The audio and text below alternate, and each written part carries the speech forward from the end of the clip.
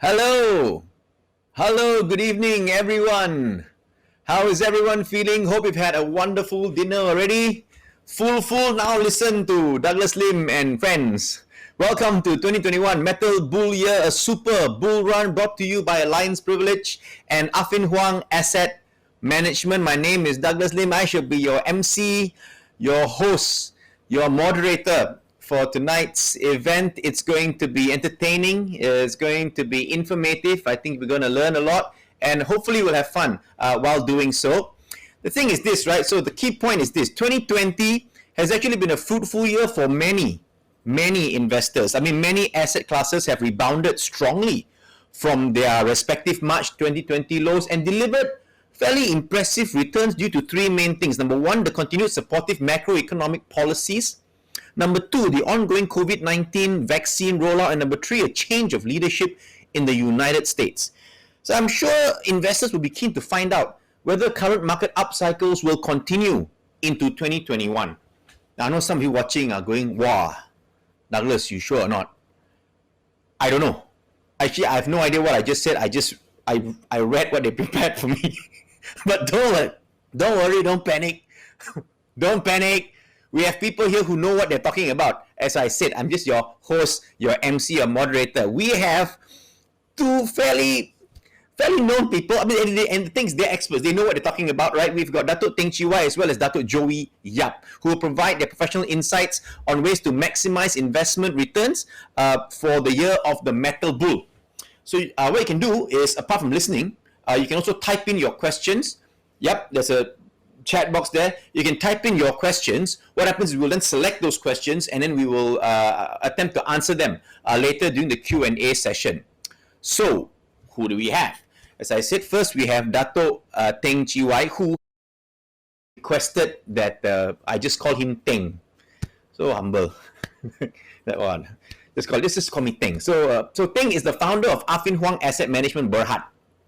As Managing Director, Executive Director, he manages the overall business and strategic direction as well as the management of the investment team. His investment management experience spans more than 20 years. His key area of expertise is both Singapore and Malaysia. And also we're going to have a moderator who will come up after that, Sulin, who is the head of research, CLSA Malaysia, 11 years as the leading analyst of ASEAN banks within DBS Group, and has set several Asia Money rankings for coverage over the years. That'll be part one. Part two, we'll talk to Dato' Joey Yap. Feng Shui related lah, as you expect. So, without wasting any more of your time, Dato' Teng, the internet is yours. Thanks, Douglas. I hope you all can hear me. Good evening, distinguished guests of Alliance Bank. Let me just run through some of my slides with you on our thoughts, and we will spend probably more time on question and answer. If I just move straight to my slides, in this particular slide, it shows you the quick of returns of between different asset classes over the last 20 years. I think what is some of the key conclusions that you can take from this slide is, number one, in the last 10 years or so, it has been a year where interest rates have been low. And as expected into this period of time, cash return, as is in the blue box, as you can see, has tend to underperform over this many period of times. The other thing that came, not as a surprise, but it's to validate, is that actually global equities, which is really in the orange box, denoting developed market equities, they actually have done very well, despite all we say about growth and all we say about potential of growth within Asia.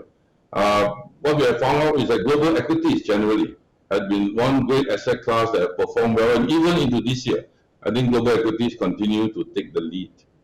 But the other point to note is that on a diversified, in the box in the red actually, you find that if a client knows how to diversify their portfolio and remains diversified in their investments, have some bonds, have some equities, have some high yields in the portfolio, have some Asia, you find that the returns hasn't been that bad.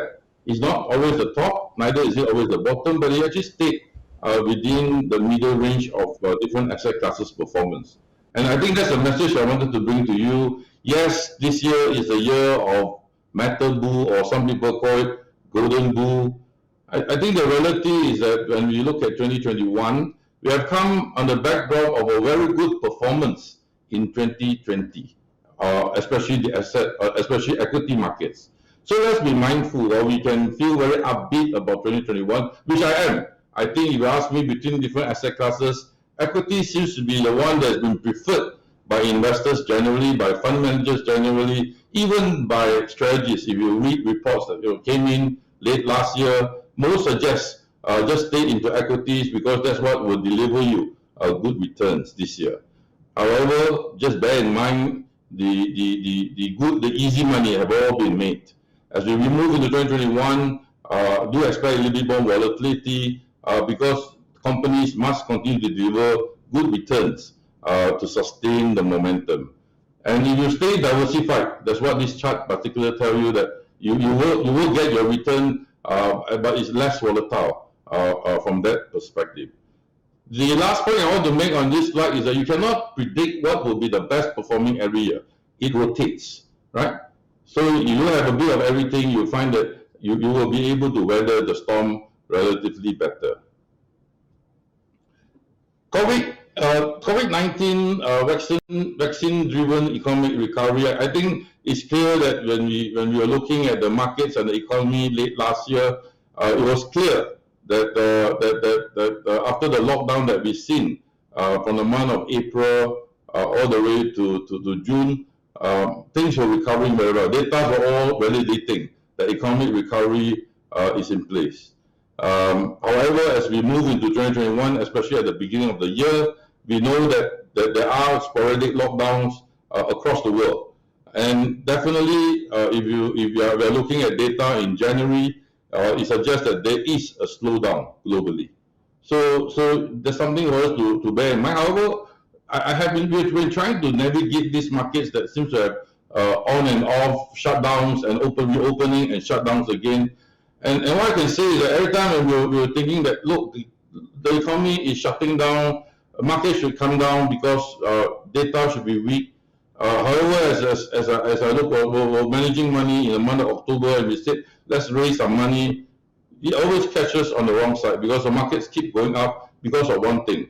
There's lots of money in the system.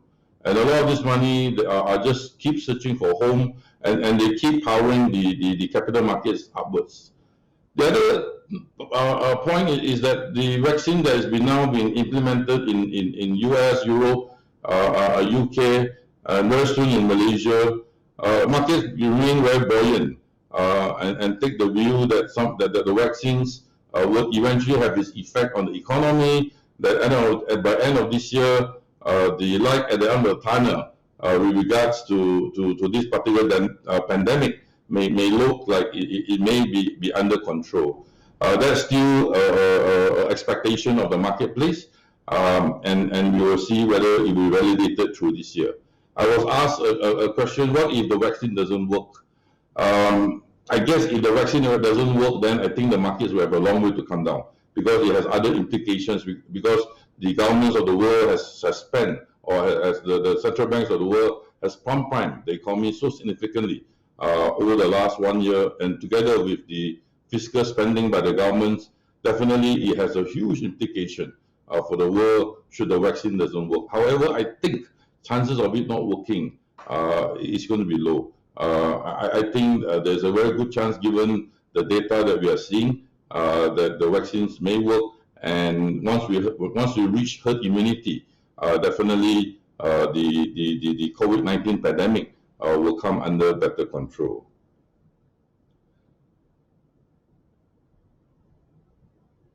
I will move on since I only have 20 minutes to run through my slides. I will run through my slides quickly.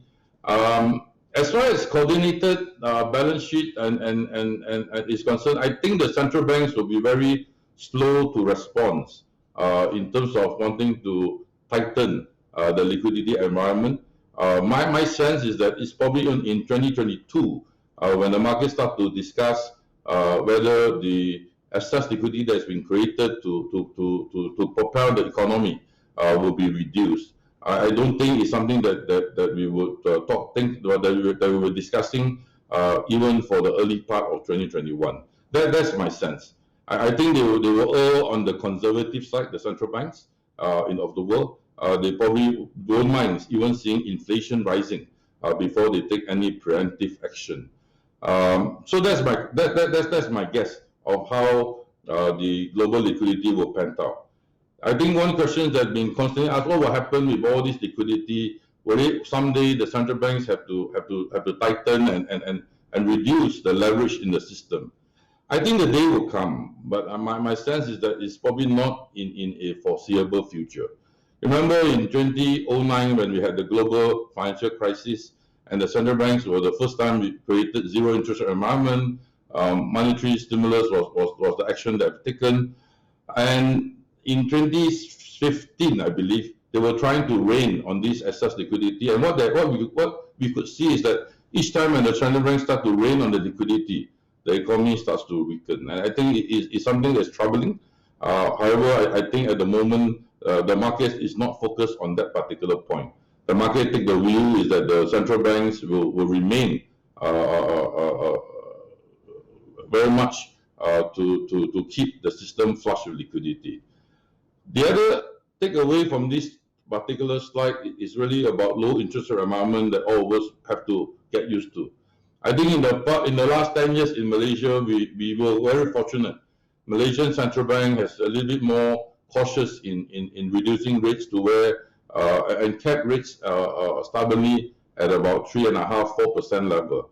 Knowing that in Malaysia, the amount we are a country where we have excess savings, and interest rates is probably one of the income deposit is one of the income for a lot of retirees in Malaysia. And they kept a very stable interest rate environment in Malaysia. However, after COVID-19 in Malaysia, we ourselves have saw interest rate drop to levels that we have not seen before. OPR today is at 1.75%, and potentially OPR can reduce further given the lockdowns that we are having in Malaysia. So I think the point I want to make to you is this, that you have to get used to low interest rate environment. However, if you are prepared to take some risk on your savings, definitely there are options available. But however, those options come with taking a bit more risk to basically make your money work harder to get the returns for you. That said, I'm not suggesting that suddenly you are a conservative investor or conservative person, you take all your deposits and put into equity market. No, I'm not saying that.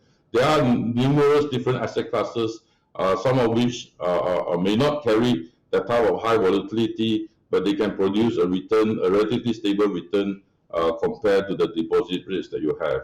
And if you need advice, I think Alliance Bank have great consultants, and you can consult them to advise you on what you can do with the deposits that you have. But my point is that you really have to think about your deposits, because rates will stay low for a much prolonged period. The reason why investors are upbeat about markets is because we are also seeing a period where earnings revision trend has been rising across the world. But this is dated.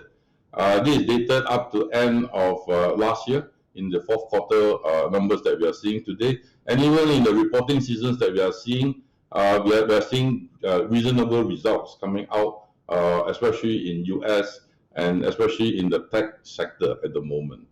And in the other sectors that we have, the old economy, the financial services, I think the recovery that we are expecting may be deferred at least for 2 quarters, given the general slow economic cycle that we are seeing at the moment. But generally, the economic revision ratios are all pointing north at the moment.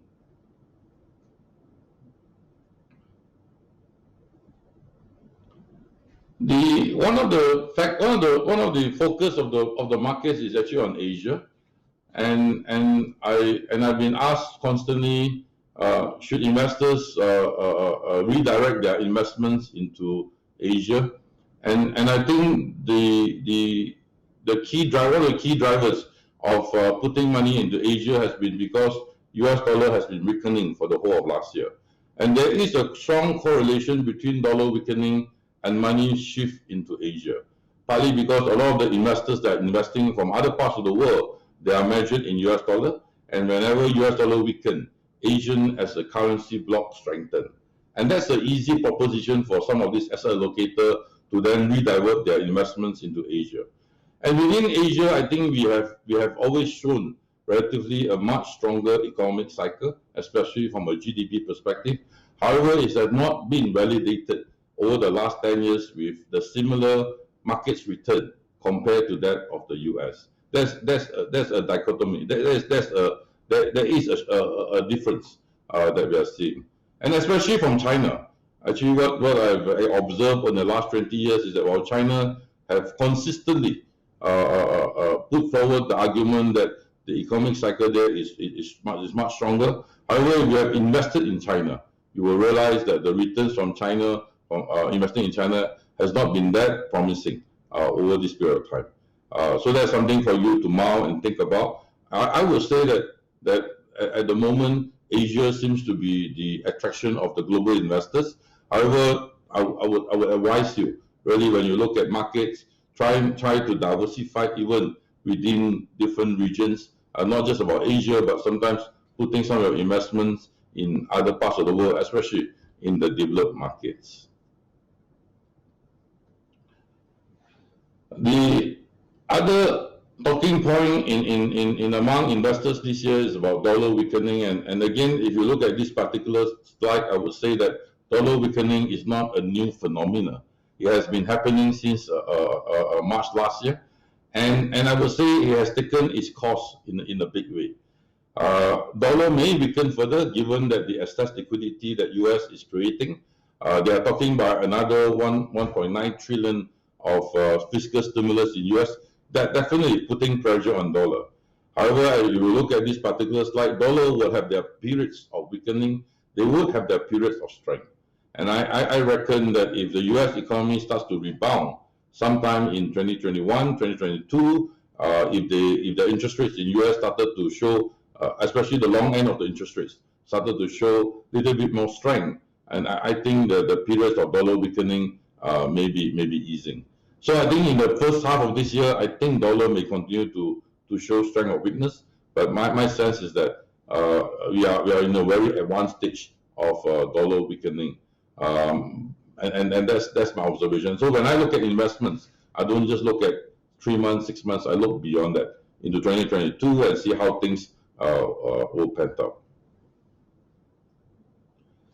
The geopolitical risks will continue, although President Biden today, with his victory, reduces the geopolitical risk significantly compared to 2018 when President Trump was in power. What we gather is that with President Biden, the emphasis seems to have shifted to more and more towards sustainability, towards green investments. However, whether the relationship with China will improve, we hope it will. We hope that there will be less conflict between US and China. However, we think that the emphasis to contain China, it cuts whether they are Republican or Democrats, is a bipartisan position. And the tech war that we've seen, that President Trump has taken on, may not, under President Biden, it may not be so upfront about it, but clearly I think the policy of America to contain the growth of China will continue. As such, we think some of the conflicts will still be around. However, we also think that it will not be so volatile. With President Trump, it was really one day he says this, the next morning when you wake up and then he tweets another part of the story, and it creates a lot of volatility to the marketplace. We think that period may be over. The market is not worried about risk generally. I mean, I've been in the markets for more than 30 years. I'm used to volatility. I'm used to risk. What the market likes is the ability to price risk, ability to be able to recognize that these are the policies and how do they factor into the market prices. I think that's what the market will prefer. However, with President Trump, we can't. It's just very volatile. I think with President Biden, my sense is that he will take advice from his wisest, and he will probably will have thought through before policies will be disclosed to the world. So I think in my short 20 minutes, I will say some of the key takeaways if I were to guide you very quickly before the Q&A. Number one, I think the markets today, if I look around, what are the typical risks that I see globally into the next 6 to 12 months? There are not as many risks as what there were last year. Generally, the markets believe that there will be a recovery into this year, whether it may be delayed by a quarter or two globally.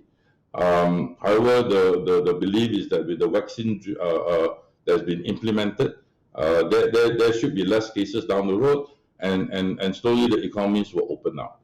That's point number one. I think generally that seems to be the consensus that we are seeing, and I don't see that the risk is that the vaccines will not work and everything will get derailed again. Number two, the central banks will continue to be very supportive. Right, and I think rates will stay low, loss of liquidity will continue to be created, and that's good for risk assets. My caution to you is that markets have done very well, you will continue to do well, but just bear in mind that there will be bouts of profit taking, just like last week in the global markets. And when the profit taking come into the marketplace, it will be very fast, very sharp. And if you take the view that yes, this year is going to be a good year, it's only to those period of time, those windows, when we see correction, that's when it's the best time to deploy money. The last point I like to say is that as far as US, China is concerned, in fact, if you look at the world of investments, it always boils down to US and China, right? The rest will be dancing around it, but clearly whatever happened in US and China, that will drive the way the markets behave. Our view is that the tension that we had in the last 4 years will reduce. It doesn't mean some of the risks will go away, but definitely some of the big geopolitical risks that we were facing in the last 4 years, that will ease in our view. I will not end without telling you some of the key risks that we look out for. I think some of these I spoke about it, and although the probability is low, but it's worthwhile to keep an eye on them, just to make sure that we are not off tangent with our investments. The last thing I'd like to say to you on as far as risk is concerned is that today the world of investments has been very consensus driven. What do I mean? If you read reports around the world and people talking about our strategy, there are very little non-consensus at the moment. And because there's a little non-consensus at the moment, that to me is the risk itself. Because everyone is going to go in one direction. And when everyone is in one direction, when something happens, the flood of a reversal can be extremely volatile. So at the moment, globally, everyone says just put your money in markets, in equity markets, and it's going to be a bull market over the next 12 months. To me, that's very consensus. And as a fund manager, I keep a lookout for what I call the black swans, the unknowns, the things that people do look at, and to ask myself whether these are things that I have to be worried about. Give you one example. Just like last week, when we had all these GameStop, all these Robinhood out there, that individuals that were trying to catch the shots in US, and we saw stocks that were trading at less than $10, moving up to $500 over a short period of time, massive volatility in share price. And I asked myself, is this a one-off event, or will this lead to greater issues? Will this lead to financial issues and stuff like that? And at the point of that assessment, end of last week, and we came to a conclusion, it doesn't seem to be so. Some of the facts, some of the early indicators we look at are not flaring up. But again, I keep a lookout for them just in case if this amount of volatility cause hedge funds to go bankrupt in US. It means a lot of issues, because in the US, a lot of the hedge funds have leveraged position with the banks, and if they go bankrupt, it will have impact on the banks, and then it will have impact on the world. So these are the things that I typically look out for when I look at events happening, to see whether that is connecting and try to connect the dots back to the financial markets, back to the banking system.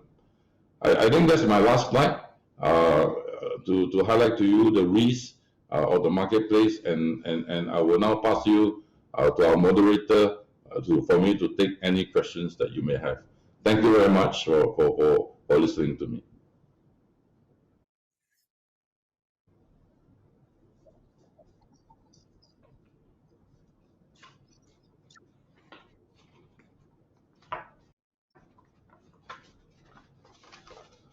Okay, hi. Good evening, everyone. Good evening, Mr. Teng. It's how I've always addressed you in the past.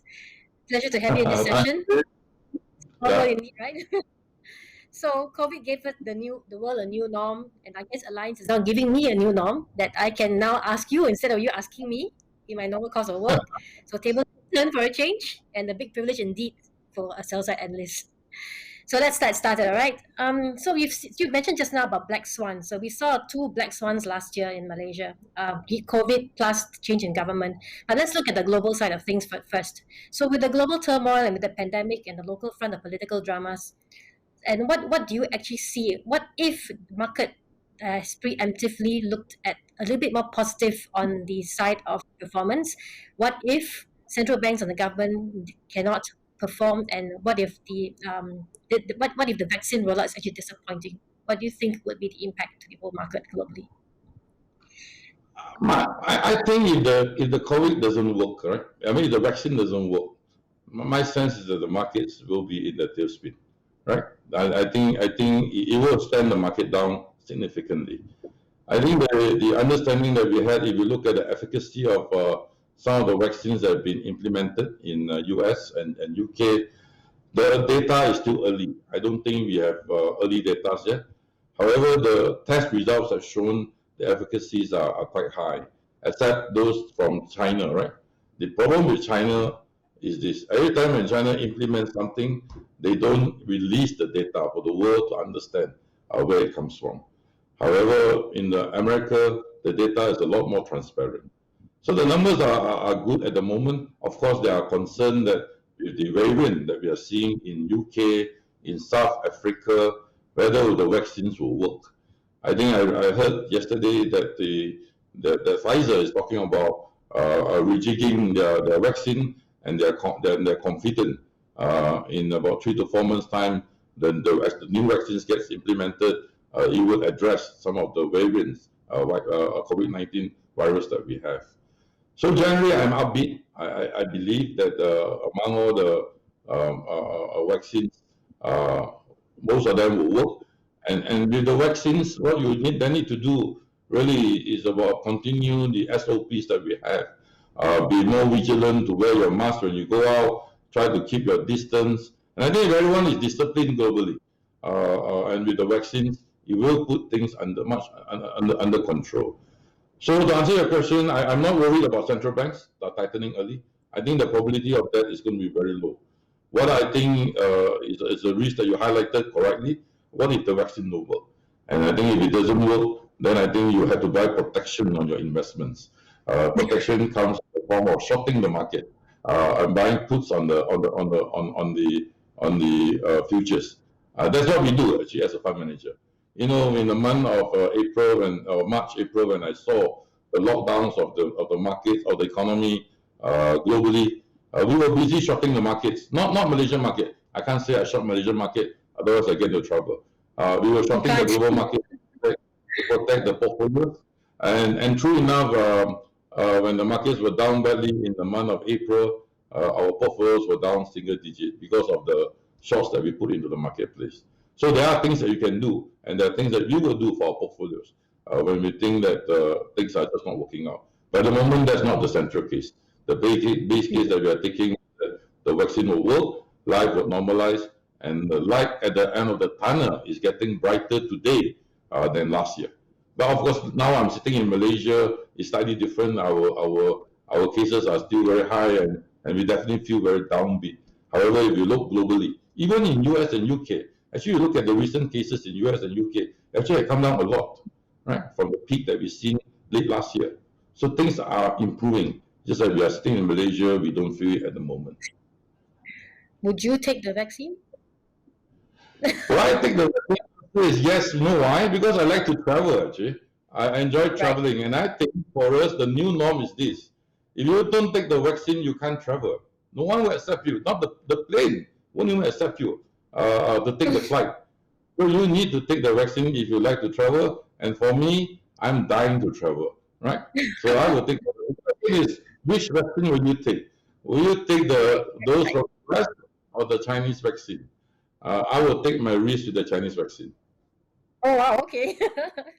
Since you're talking about countries now, and then since you're very bullish about the market, let's just talk about what you think which country can actually surprise on the upside. I mean, if you look at what we can see so far, preemptive market positivism, which sectors and which country do you think can actually perform well this year and surprise? I think tech has taken the lead. I mean, let me split between Malaysia and other parts of the world. Malaysia is very, very different. Huh? Yep. In other parts of the world, the tech has taken the lead last year. And in November, since November last year, the tech have taken a breather, partly because we've seen the positive news on the vaccine, on the development of vaccines globally. The tech took a breather, and what I'm not covered is that there's a lot of value stocks in the global markets. There's a lot of dividend stocks in the global markets. And in the late fourth quarter last year, they started to perform better. And there seems to be a shift into those segments, partly because they think that with the reopening taking place into this year, some of these sectors that have been downbeat because of the slow economic cycle will start to recover into late this year. And I think that still, to me, is a base case that I believe will happen. Yes, there will be a delay given of the second or third wave that we are seeing today, but push back 2 quarters from now, we will still see a recovery.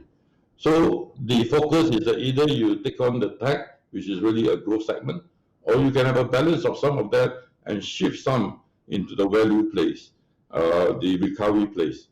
I think there's a lot of value sitting there. But you have to be patient. You don't know when it will be over, but at some point when the when the pandemic is over, I believe these segments will do well.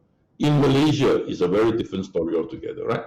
As you said, we have political issues, we have the pandemic issues. I think in Malaysia, to me, the political issues is the big issue, right? That will cloud investors investing in Malaysia. And because of that, you find that where the focus of investors are at the moment is just very focused on one sub-segment of the marketplace, and that is into exporters. And that's where most fund managers are putting their position. They're not looking at a lot of other things. Of course, some of us, like for us, we have put a fair bit of our exposure to the banking sector, partly because we want to play the recovery play. And into a recovery play, we think the banks provide the best value. Because into a slowdown, they are hit on two things. They are hit on slow business environment. They are also hit on bad loans that are rising. But into a recovery, some of these things will go away. So we are having a barbell strategy. We are very much into exporters, and we are very much into recovery through the banking sector. Okay, I'm going to take some questions from the floor as well. Apart from what we just spoke about, perhaps you could also share your view on your own fund that's linked to the tech sector, your Global Disruptive Fund. I understand it's done very well. And apart from that, perhaps you could also share your view also with cryptocurrencies and your views on various crypto blockchains, fintech. How should one look at these kind of investments? Good question. I mean, we launched a disruptive, innovative fund that's not run by me, but it's run by my another company in US called ARC Investments. It's owned by Nico, who is my shareholder, and Kathy, the person that is running it, is an amazing lady. She sees things in many years ahead of us, and she looks at things very differently. The thing about it is that the fund has done very well. It was up about 80% last year. And a lot of these things, if you look at it, you look at the earnings, a lot of them don't have no earnings one. They are completely trading on sales. And they're not trading at 5-year sales, they're trading at 30-year sales. So you have to be able to take the rich valuation. In fact, they are very rich valuation. And as such, when the market pulls back, some of these things can pull back a lot more faster because of the rich valuation is trading at. However, if you look at some of these things that they're invested in, you know intuitively that this will be the most important thing in 10 years from now. Whether they are about battery technology, whether they're about cloud computing, whether they are about driverless cars, and things like that. We know that the world will change the next 10 years. And if you actually look at the top 10 stocks of the world 20 years ago, and you look at it, the top 10, 20 stocks today, they are completely different again. And I think where Kathy is trying to point out is that what they are trying to do in that fund is to spot the next 20 years from now, what are the big companies that will be around. She spotted Tesla very early. I remember the day she came out on interview in Bloomberg last 2 years ago, when Tesla was about to go bankrupt, right? When everyone was saying that Tesla will go bankrupt, but she stood there and said that no, Tesla share price before the split should be worth 2,000 per share. Everybody laughed at her because back then the share price was not even at $100, but she was proven right, and lo and behold, that's a claim to credit. So that fund itself is actually at the very forefront of the technology curve. However, technology has a huge range. If you are worried about valuation, there's another part of technology that's not that expensive. Whether they are in the e-commerce space, whether they are the payment space, those have valuation, those have earnings, and they are not expensive. I mean, you look at Baba today. Baba is not expensive. You do a sum of parts breakdown of Baba, is worth probably $300 per share, Yep. right? And today it's still growing at a rapid pace of about 20-30% a year. And there's a lot of technologies within Baba, especially relating to blockchain and payments. And the other side of it, you also have all the technology stocks that are playing into 5G, into the chipsets and things like that. And that segment is also growing because the development of driverless car needs a lot of chips, and there's a big shortage globally today. And those are largely in Korea, in Taiwan, in Malaysia. You find that a lot of the supply chain, they are benefiting from all this development.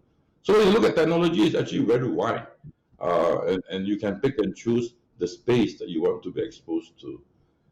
Regards to cryptocurrencies, I've been constantly asked about Bitcoin. Can it be real? Can it replace our fiat currency?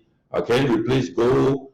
My answer to you is that I am a very old school man. I mean, I've been in investments world for 30 years, and for me, I always tell my analysts, stock price will in the long term reflect earnings. But sometimes I've been proven wrong because my young analysts will tell me, no, boss, stock price is now reflecting long-term revenue, not earnings anymore. But I still believe that long-term, it must reflect earnings. And when I look at cryptocurrencies and how volatile it gets, I doubt it will be able to replace the fiat currency. It is a nice tool for young generation to gain access to invest in. And the reason why we have seen Bitcoin getting a lot of traction is because there are a lot of platforms now open for young people to be able to access it much easier compared to 3 years ago. I guess COVID basically accelerated a lot of this disruption and digitalization that we've seen in the world. Back to what we've seen here, I guess the another area closer to home, I guess you can see is C Limited, right? They've done very well in Shopee and a lot.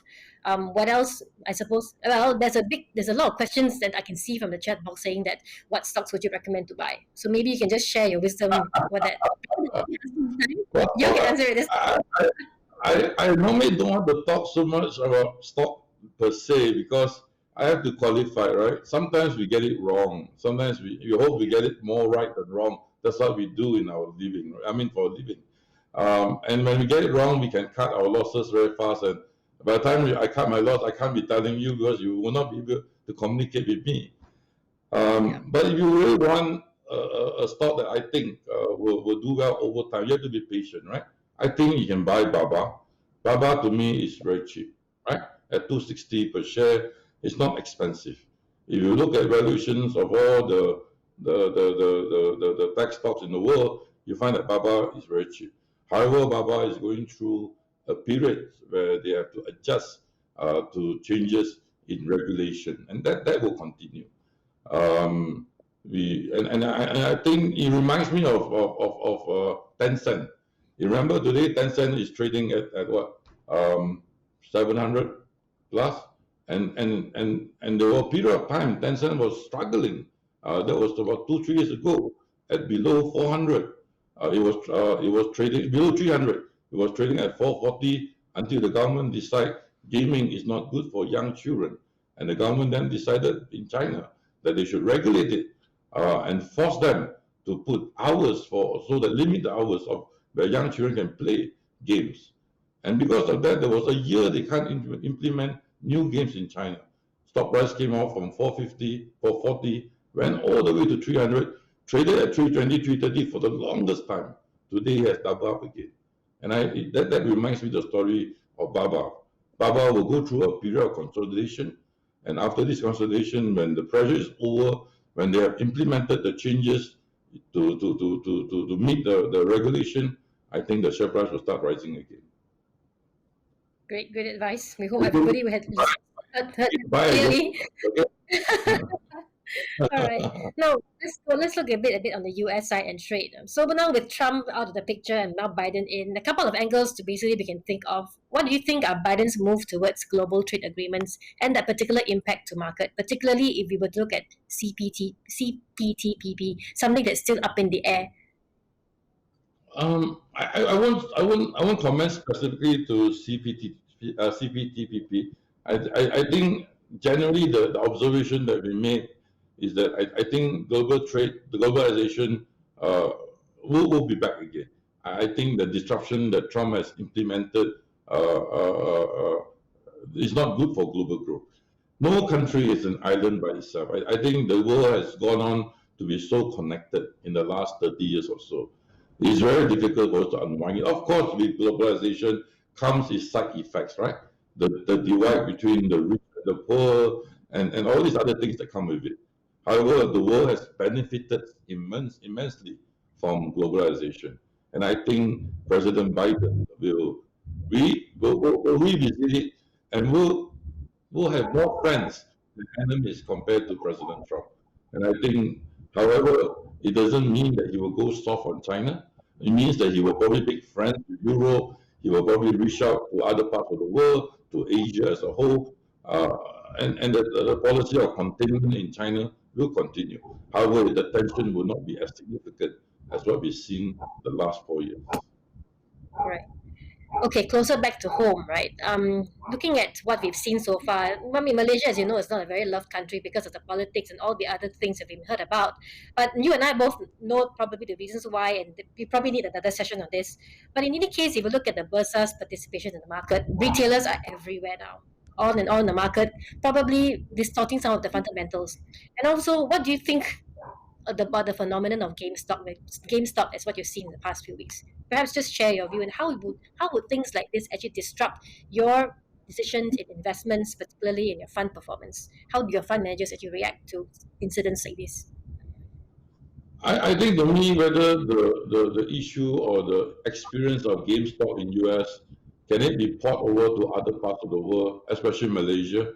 I don't think so. Partly because in Malaysia, the short selling is a lot more regulated. I don't know, how can a fund manager short 140% of a free float of a stock? To me, that's really a great lie. No one should do it, actually. I think there's no discipline in that particular hedge funds that have done it, shorting 140% of free float. You're asking for trouble. You thought you are the market, but you are not. Of course, the retailers in US, the freeway, and they punish the hedge fund manager. In Malaysia, it's different, right? Clearly, the short selling is limited to 4% of the payout, and that's all you can short in Malaysia. So I don't think, I read some of the chat room regards to the glove companies. People were up in arms to say, let's catch the shots in China, in Malaysia. My sense is not that simple, right? Because the participants in Malaysia is beyond the shorties or shorting the glove stock. There are also institution fund managers who are naturally long on stocks, and they also sell into strength if the price goes crazy. The other thing about phenomena that we've seen in the pandemic is the rise of retail investors globally. That's because people have a little bit more time at home, and a lot of platforms today have made investments easy and accessible, markets easy and accessible to men on the street. And I think that's a good thing. I think it basically allows individual investors, and with all the platforms, news are quite easily available. But I would say that please be mindful as you read news. Some news may not be that valid or may not be that good. You have to basically be able to siphon out the noises and the real ones. So this phenomenon of retail participants, we've seen it across the world, whether it's in Korea, US, Malaysia, and whatnot. However, I would say what they are driven is really, most of them are driven by short-term gains. I think that's the unhealthy Yes. trend. They're not investing, what I see. No, they are punting, and rightly so, that's what they want to do. And I think that's not healthy. The markets at times can be like a casino for you. You can buy black, you can buy red, and hope to get a win out of it. However, investing is if you are serious about investing, it's actually meant for longer term, right? Short term, yes, you can make your money, but when the market turns, because you don't know why you're buying them, you're going to be at loss while you're holding them when the price decline.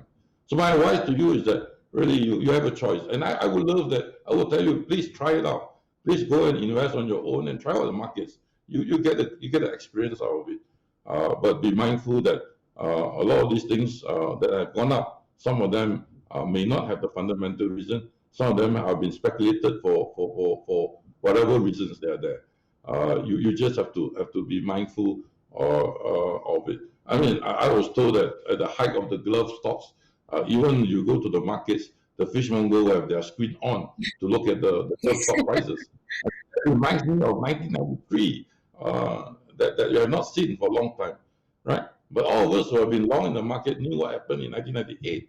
Anyone that speculated on the market gave back everything plus the capital into 1998. So that's something that you have to be mindful of as you invest. Yeah. You mentioned just now about interest rates being all-time low, and that being the case, and in fact, it could even go further down.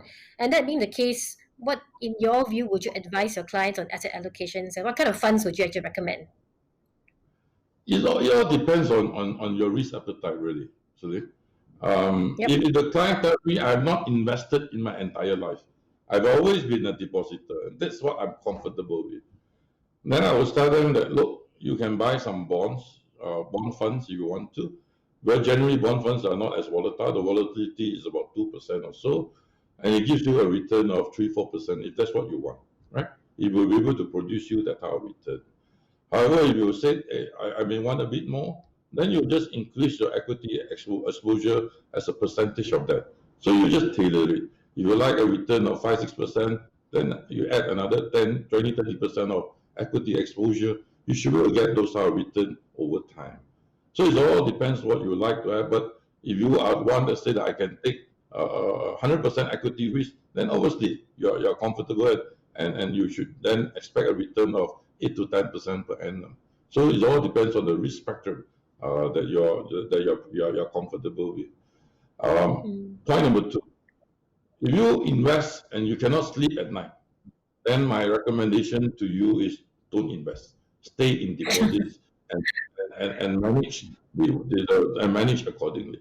Because investment is not about putting money in and you can't have your rest. That doesn't make sense to me. If you want to invest, then you must prepare to be able to rest at night. And the only way to do so is to try slowly. I can give you one good example. Years ago, when rates start dropping, my friend's wife came and see me and said, "Ting, I need a solution." Then I said, "Okay, why don't you invest in the bond?" Because her whole life was just putting in deposits. I said, "Why don't you try the bond fund? Just put some money in there." Then she kept telling me, "Can you undertake that I don't lose money?" I said, "You try a small amount, I can undertake you. I'm not a rich man. Small amount, no problem." So she did that, and after a year of investing, she made returns and above the deposit rates, and we're happy with it. And she came back and said, "I want to put a bigger amount." Then I tell her, no. Now you're on your own, okay? You should decide to invest. So my point is that really, when you try out the investments and you are from a position of always being deposits, go slow. Try the capital markets slowly, Get yourself familiar with it. Don't chase the markets. As I allocate, you should be fine. Yeah. Now, a little bit more on our industry or your industry, basically in asset management. You've been in this line for a long time and you've seen how this industry evolved in terms of where it was before now to a lot of digitalization. Where do you think the future lies ahead for this asset management industry, unit trusts as well as because mainly of the rise of robo-advisors, the ETFs, and obviously with the retail revolution, people coming up to say all sorts of things distorting the market. So where do you see this industry going forth? I'm upbeat about the industry because wealth is still growing, especially in Malaysia. Right? I've been in this business for 20 years. Prior to that, I've been managing money. I started the business when the asset base was only 20 million. Today, we are managing 73 billion. And a lot of these are reflection of the wealth in Malaysia. So I'm still very upbeat that the wealth is there. It's a question of whether we, as fund manager, can deliver the value for investors. Now, if someone walked to me and said, Ting, I want a 20% return on my investments, I said, please do it yourself because we cannot. We can't deliver those returns. But if they ask us for solutions for a reasonable return, then obviously that's something that we can start a conversation with. The other point to note is that really there's also development of low-cost solutions, especially through ETFs and robo-advisors. And that's a development that we're going to see worldwide, and it's coming. And it will continue, especially with the younger investors. But a lot of these solutions are on your own. You do it yourself, and you have to be a lot more savvy with capital markets. However, if you are not savvy with capital markets and you are new to it, then we have consultants like bankers with Alliance Bank that are well trained, and they can provide you also advice as to what do you do with your investments. So there are different ways of and multiple points of reaching the marketplace. And my view is that there's not a binary 0-1. There will be a place for everyone to basically survive and grow in a market that's still growing rapidly. So generally, I'm upbeat about the industry, its growth potential. What we need to do as fund manager, especially in Affin Hwang, is to deliver the value for investors. If I start losing money for my clients, then I always tell my client this: why don't you take back your money and lose it yourself, and at least you enjoy the process of losing the money? Why pay me money to lose money for you? It doesn't make sense at all. That's my proposition. And that's how I train all my fund managers in Affin Hwang, is that you are here only for one reason, is to help your clients grow their wealth. And the day we can't do that is the day that we all should quit the business. That's as simple as that. And that has been the philosophy that drive Affin Hwang for the longest time. Yeah.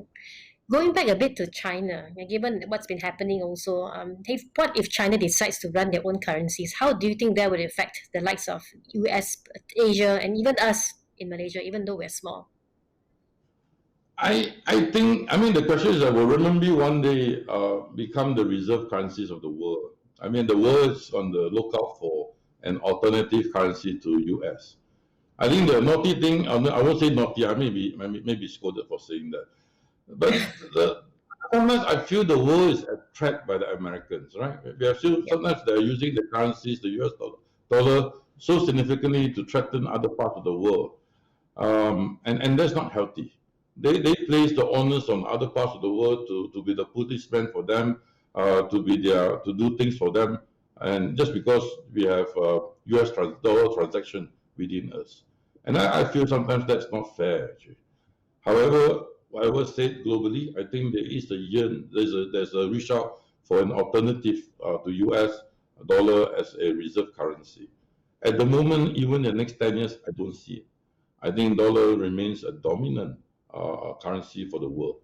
Renminbi potentially could, however, it would be many years from now, 20 years at least, 10, 20 years, before the world gets a lot more comfortable, not only with China's economy, but there are other issues on politics to sort out. And there are also issues of human rights and whatnot that come with it. So it will take a while for alternative to come out. At one stage, we thought the euro would be an alternative, but that seems to have broken down. So my sense is that for for China to come through, or renminbi to come through as an alternative currency, it will take a while. But I would say this, as an individual that invests money myself, I would try to have some basket of my exposure in renminbi. I think Chinese economy will grow well over time, and with that, I think the currency should strengthen over time. Okay, I think my time is running out. I'll just have one last question to talk about this time around. Perhaps we'll just end with an outlook of the US, China, and of course, we can't let you go without having an outlook on the Malaysian market.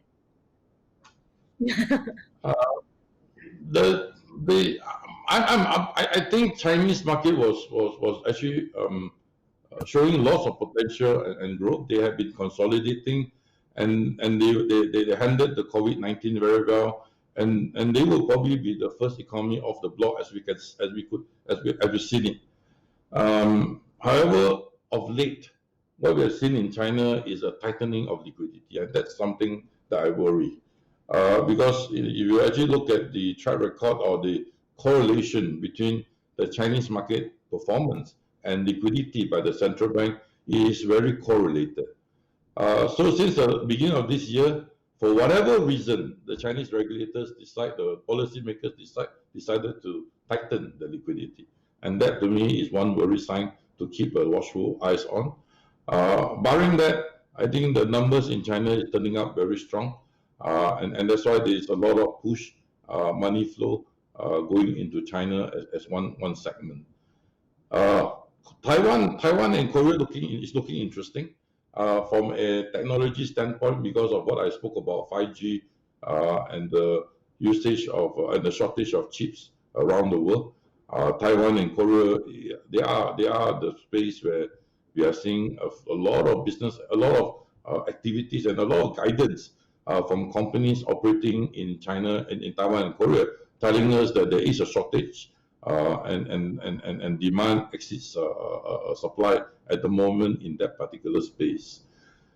Back into Southeast Asian market, I am upbeat on Thailand and Indonesia. These markets have not done well at all the whole of last year. If you look at the spread of performance in Korea, in Thailand and Indonesia, they are negative last year. And I think they are very much old economy, very much play into a recovery play. If the recovery play is certain to happen, then I think there's a good chance to see some decent performance coming out from Thailand and Indonesia. Malaysia is a very different story altogether. I don't want to be too downbeat on Malaysia because we are all in Malaysia. However, how am I going to uplift your spirit on Malaysia when you hear and read daily about politics, right? Yes, I think Malaysia right. has so much politics going on. It's very unhealthy. Every day my WhatsApp group are all bombarded with politics, and it's not good. And I think until we sort out our politics, I think Malaysian market on a regional perspective may underperform. That's my perspective. Unless the government so decide that to put in a little bit more allocation into the markets from the pension funds, that may provide a little bit more support. Where the focus on Malaysia, as I said earlier, seems to be at the exporters, and they are doing very well, partly because their businesses are doing well. But bear in mind, their valuations are trading at 30 to 40 times PE, and not this year, next year. So they are actually priced in the state of recovery. So that's something that you have to get used to, because Malaysia, we have what we call trapped liquidity, right? Because fund managers like me and a lot of my peers, we have a lot of allocation.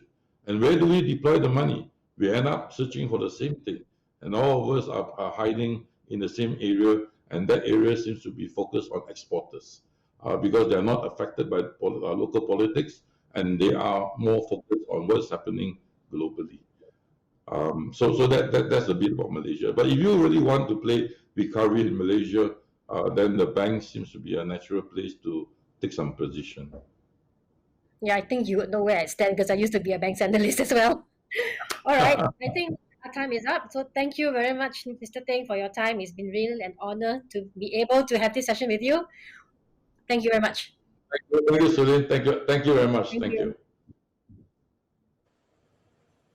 Thank you. Thank you, Dato Ting, as well as Sulin. I saw a lot of questions. You got a lot more questions that were not answered. For example, there was one here. What is your advice on gold? I think I can help to answer that based on my research as well as with my WhatsApp messages from my mother. My advice on gold would be to not wear it when you're going out because then you invite people to snatch. If you want better answers, more intelligent answers, you can definitely check with the Alliance Privilege Relationship Manager because I think they'll have much better answers than the one I just gave. Due to my limited knowledge and my love of talking nonsense.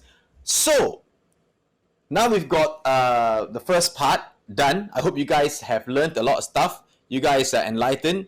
You guys are going to be more confident to try different things in 2021. Next up, we have got Dato Joey Yap, #1 authority in Feng Shui and Chinese metaphysics, best-selling author of 183 books, published in 7 different languages with more than 4,500,000 copies sold globally. He speaks to more than 50,000 people at his live events. I can attest to that. I've been there around the world as well, and it has been featured in CNN, Bloomberg, and CNBC. He is the creator of the award-winning programs Grow Rich with Pachi and Design Your Destiny program. So, can I please invite to the internet, Dato Joey Yap. Hey, how are you guys doing? Douglas, how are you? Okay. You're doing fine, huh? Sitting at your nice desk there. I've been sitting here for a long time, waiting to come out. Only. Okay, good. So, Huh?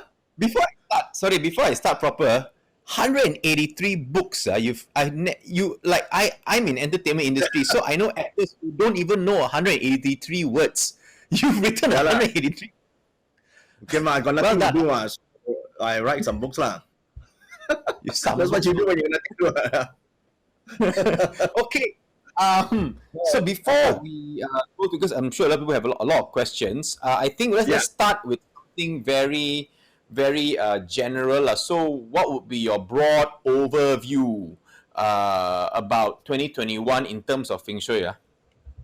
In terms of feng shui, it's a recovery year compared to last year lah. But we are not out of the woods yet. Okay, so if you just regard feng shui as an energy, this energy of 2020 is starting to dissipate after July. So we're still going to be in this for some time lah, right? But on the flip side of it, I think people got used to it lah. It's like many years ago, right, when I was a kid and when I first started learning metaphysics, I go and visit all the fortune tellers, all that, ask my fortune lah. So I was 15 or 14 years old at that time, and then one fortune teller, that time in Sungai Wang, he told me this, according to your fortune, you'll be poor until 45 years old, no? Then I'm like, huh? How like that? He said, don't worry. After that, you'll be used to it. Like that. Well done. So that prompted me to study metaphysics on my own party, or my own, to get better. But the story is this, so like now, today they just announced the lockdown extend until what's that, after CNY day, right? February 18 onwards, all that. So means we're like, okay lah, we're not that surprised by it lah. We might not like to hear it, but we already know it's coming ma. As opposed to the last year, right, when we first heard it in March, it sort of affected the entire market. So I guess, while the energy is not yet improved, but people are more prepared this time. Generally, we're more prepared, and also most, I think, entrepreneurs have pivoted and sort of changed the direction of business or the way they conduct business. Like now, we're doing all these talks. It used to be in January, I'm like all over, doing all these events, and now we're just doing it from home. And believe me, I'm wearing shorts right now. I'm not wearing anything. So I think you. Oh, you're high level, right? High level. Because I want to be truthful.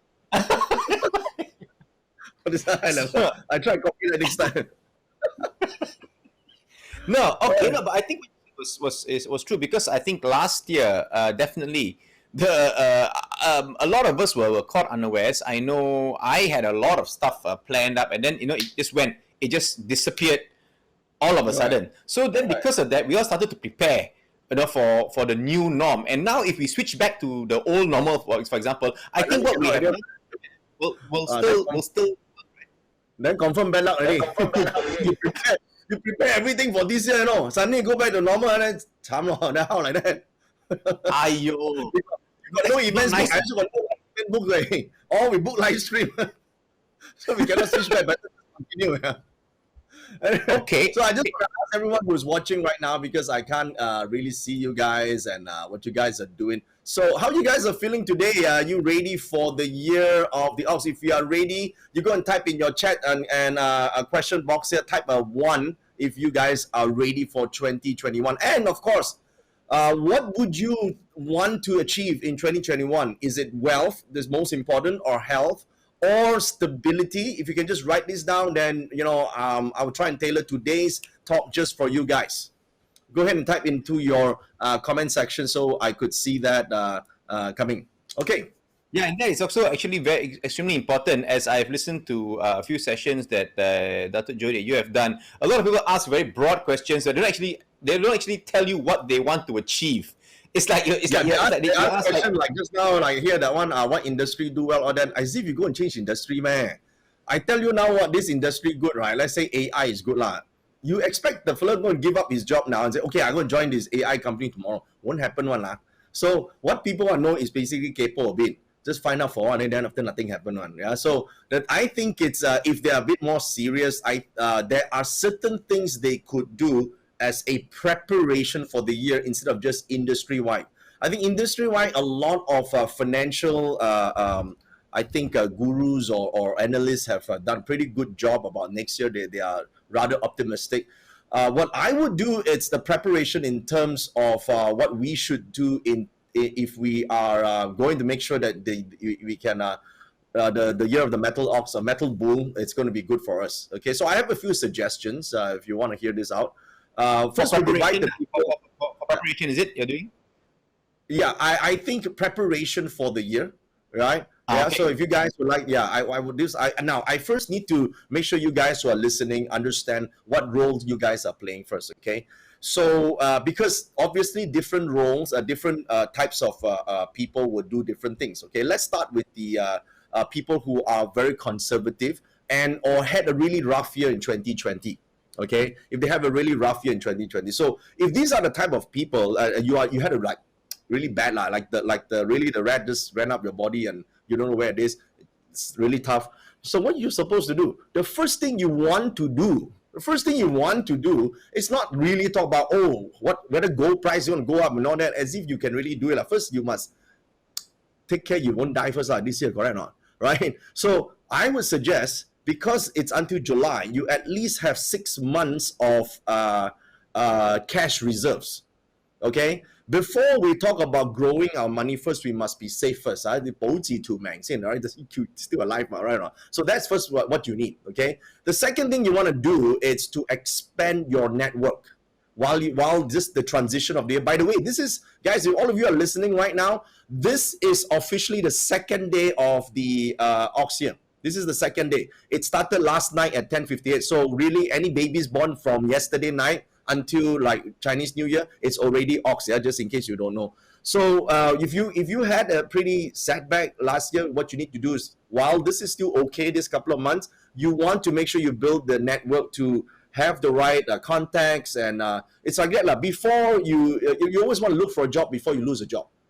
That's the thing. Okay, so these two advice. Now, for those of you who are surviving and want to go to thriving, and those who are thriving, I got 3 suggestions, right? And I'll tell the animal signs that are involved who benefits and animal signs that don't. Okay, so I'll tell the 3 action steps. So number 1 is you want to be able to have a set of funds ready, so that you could acquire. Now, of course, you could get Alliance Bank to Alliance Bank to help you out. Wow.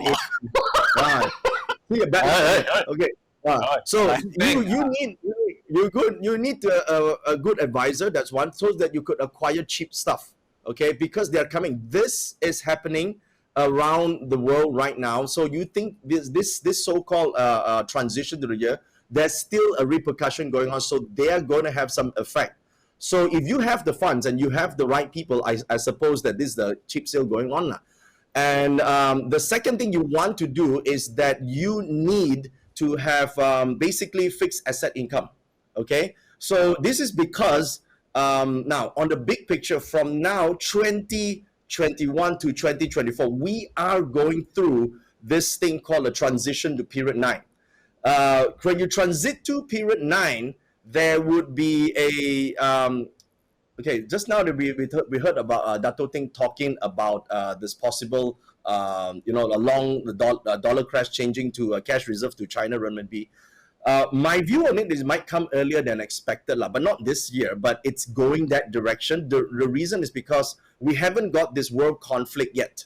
Okay, so normally in the precursor to a transition of a dollar crash or a global cash reserve change, first must be preceded by conflict, and the cycle of 9 always has conflict. So that's coming up. We want to make sure that, okay, we don't know when exactly which year, but it could be between now to 2025. So what I want to do is I have different currencies, okay, and I have fixed income assets that sort of protects me. And the next thing you know, I want to be shopping around and make sure that I am privy to all this tech-related companies that are coming up. Okay, so we talked about earlier on. Dato Ting talked about ARC Innovations, which is Kathy Wood.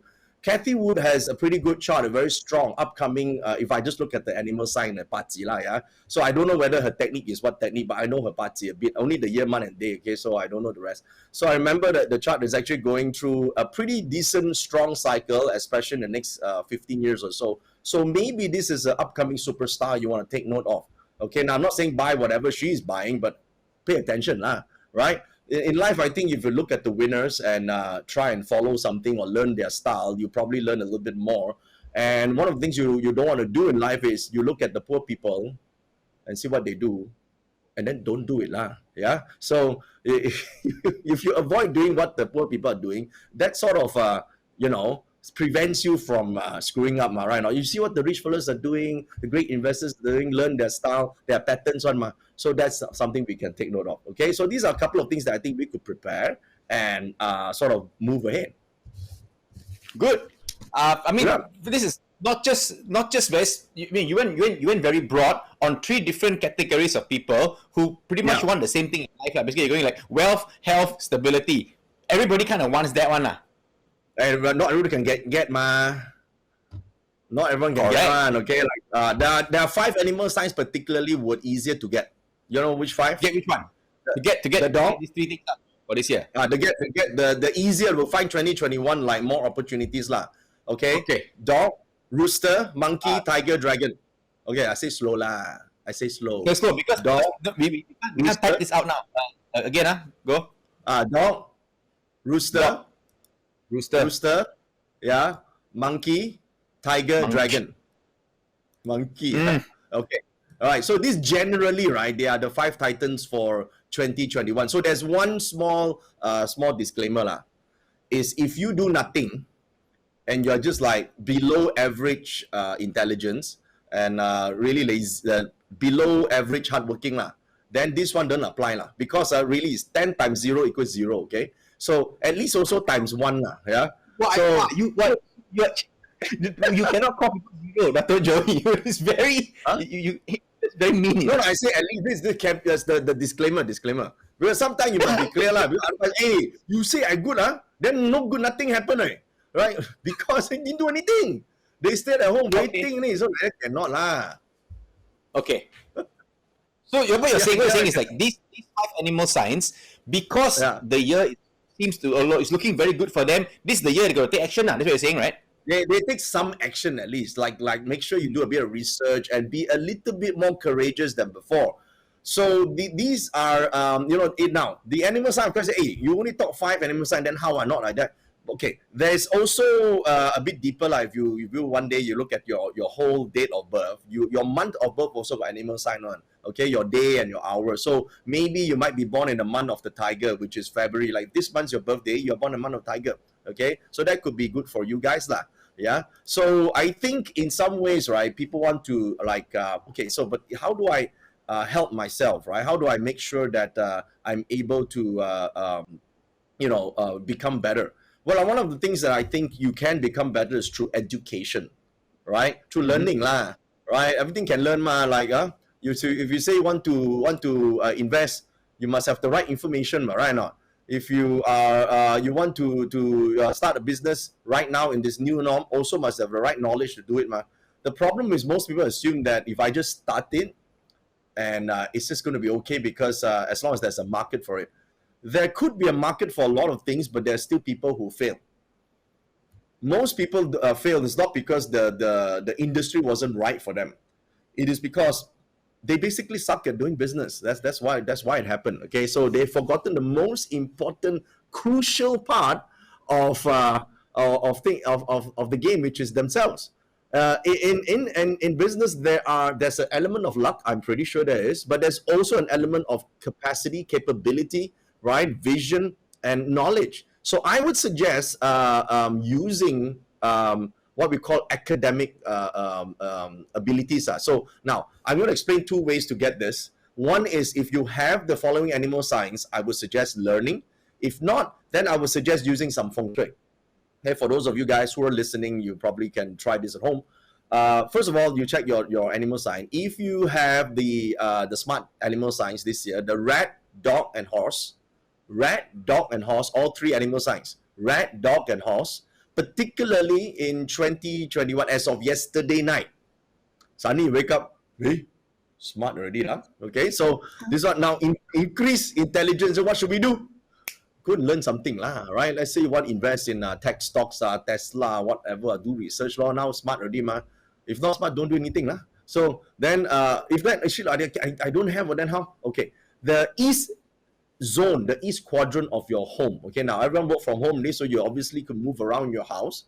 So I would suggest taking a compass reading from the center of your home. Take compass. I know compass now on the phone have already one. So you take compass and see from the center where is the east area. So then you take your iPad, you take your your notes and all that. Study from there. Make calls. Call up your bankers, your whoever it is. Study. Okay. So the reason why we do that is so that we could increase our capacity to make intelligent financial decisions. And then over time, it doesn't take 1 year, it takes a couple of months. Over time, you will be able to make better financial decisions and make more money. A lot of times, it requires people to know what to do instead of just like taking a chance. Well, this year a lot of people would say, right, that GameStop thing suddenly went up, everybody made money, and today all drop already lah. Yeah, so it's a short period of time. Some people might get it, a windfall, but the majority don't get it. The majority requires people to actually prepare. So I would suggest doing that, and that helps a lot. So you went with those were the three people, the three animals who woke up, got smart. So you say go and do something, right? Yeah, the rest then learn. The rest can use feng shui. Using feng shui. Now, but here's one question.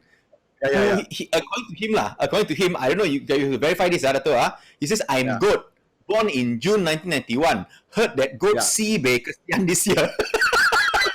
Anything I can do to improve myself to earn more in the market? Is it true? Goat apparently this year, wah, tak boleh guna." Yeah, no lah. Where can double guna? It's like that lah. Because the most people will say, hey, ox go and clash with this goat, so you chong tai so and all that. So very scared.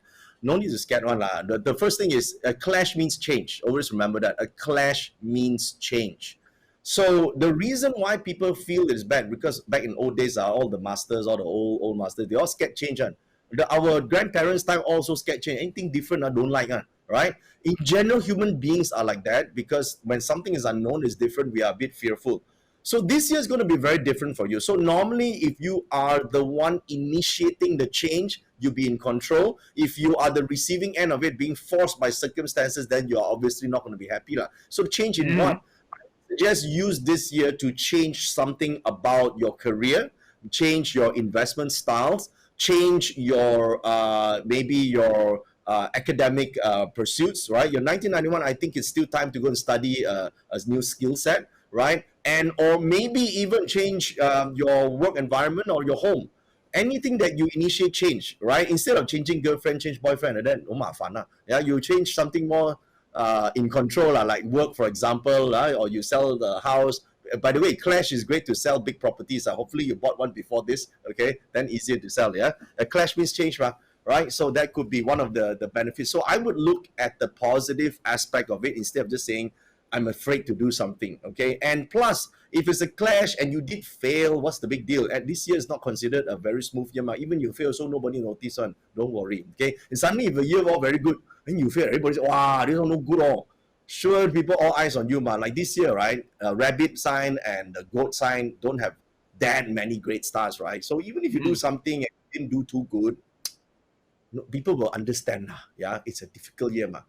Wait until a good year, you see, everybody easy also can get successful, and then you feel like, wow, this is the recovery year, this is a recovery year. Sure. Actually, not just God afraid of change. Government also afraid of change. Government is change, of course. Oh, I'm scared, man. Everything, very, very careful. Okay. There is a question here about this bull year stock market, or this year's stock market based on the Feng Shui reading. I'm guessing it's from Malaysia. This one, bullish or bearish? Okay, normally in a calculation of this configuration, is first good then bad, first up then down. Okay, so first it would the starting point. I think it would right now markets are going up. Okay, so the trend will continue until I'm not now. Again, I could be wrong about this. I'm wrong most 60% of the time on this. Better make it clear first, better make it clear first, just in case. But I have been right before. So I think it's first half good, second half bad. Okay, last year was first half bad, second half good. So this is the reflip. It's like a flip of it. Okay, so this is what we see. But exactly which is the transition month, difficult to say. I suspect it's either August or October. Again, I just is my suspicion of it, yeah. So you could explore only lah. Oh, okay, no, correct. Like what you said. I mean, like if you need to have all your funds, you need to have all your funds. You don't the whole body go into it and then die. Okay. The whole body, but you check with your banker lah, better. Actually, true. So, why I ask you a stock market I don't know why question? everybody asks me.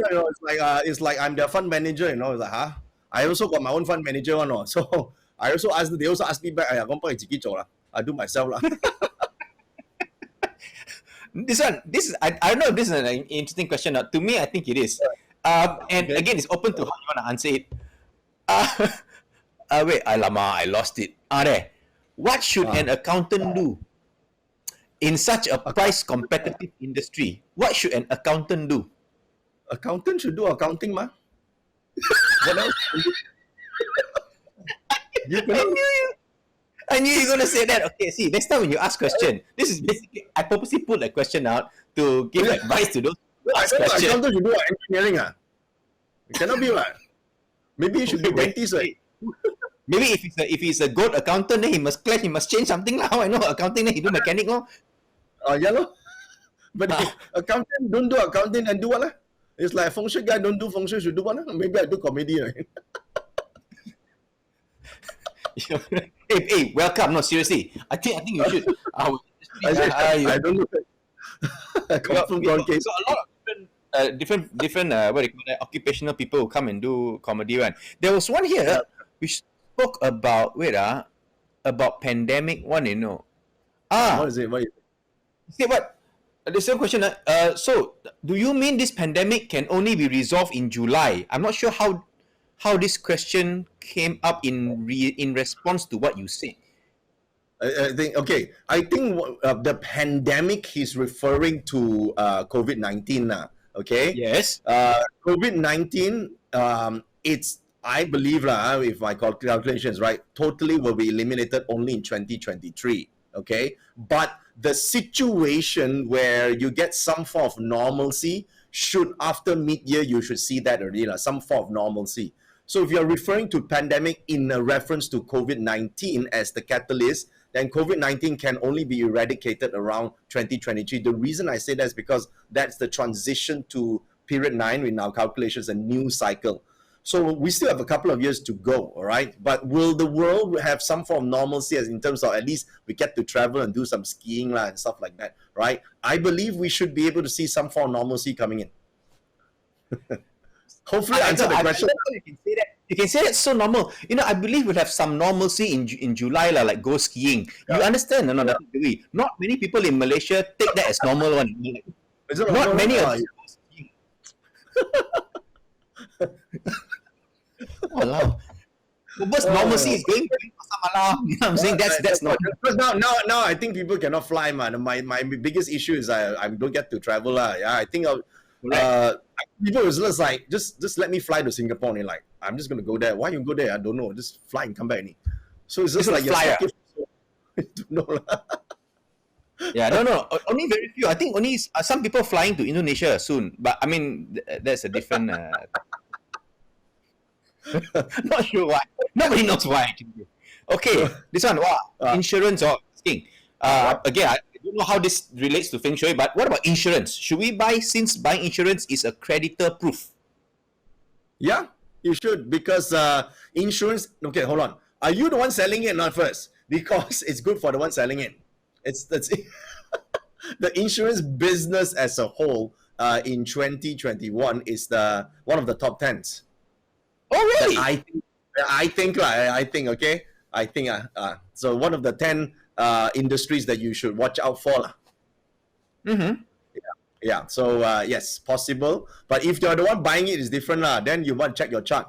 Rabbit, then goat inside your chart. Then your gomchama. Then better buy. Yeah. If you are you're good at right. Things are going south. Better buy the cover lah. no, let's say you're sleeping, your bedroom is in a southeast area, which is most soy this year, and then your house find Thai soy some more, and then you look at your chart, goat year rabbit month goat day it's like 100% don't know, confirm got problem the type. Then buy insurance just in case. Mm-hmm. Correct. It make sense also lah, that one. Okay. Wow, this one has a lot of feng shui element. If I have monkey, rooster, and dragon sign, that means it's called very good lah. Should I go all in? LOL. Go all into whoever's. This is what you say, translation and subtitle. What sai lei lang like that, It's like don't lie like that. Okay. I said this before in my talks, but probably not here.